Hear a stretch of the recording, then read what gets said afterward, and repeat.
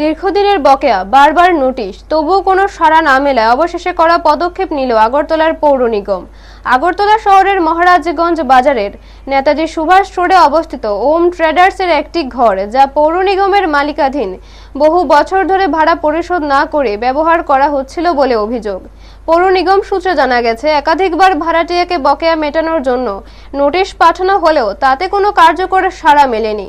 পরিস্থিতি ক্রমশ জটিল আকার ধারণ করায় শেষ পর্যন্ত বাধ্য হয়েই আগরতলা পৌর নিগমের পক্ষ থেকে ওই ঘরটি সিল করে দেওয়া হয়।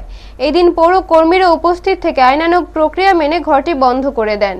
পৌর নিগমের এক আধিকারিক জানান, সরকারি সম্পত্তির যথাযথ ব্যবহার নিশ্চিত করতে এবং রাজস্ব আদায় বজায় রাখতে এই ধরনের পদক্ষেপ নেওয়া অত্যন্ত জরুরি।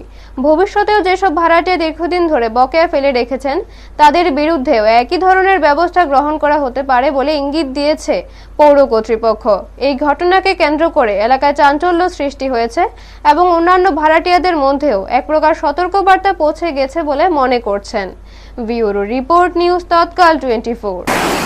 অ্যাকচুয়ালি আপনারা তো জানেন 25-26 অর্থ বছরের আজকে মার্চ মাস, আজকে অলমোস্ট 25 তারিখ হয়ে গেছে এবং এই যে ঘরগুলো, এগুলো অনেক বছর ধরে 10-12 বছর ধরে ওনারা রেন্ট বা তৌজির যে বকেয়া টাকা আছে ওটা পরিশোধ করছেন না এবং তৌজি বিধি অনুযায়ী কোনো ঘরকেই গোডাউন হিসেবে ইউজ করা যায় না। এবং আপনাদের ক্যামেরার সামনে আপনারা দেখেছেন যে ওনারা দুটো ঘরকে গোডাউন হিসেবে ইউজ করছেন।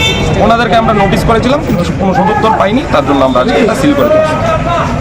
এইরকম আরো কটা দোকান আছে আপনার? আমাদের কাছে লিস্ট আছে, এটা ফেজ ম্যানারে চলবে এবং আমরা চিহ্নিত করে তালা দিয়ে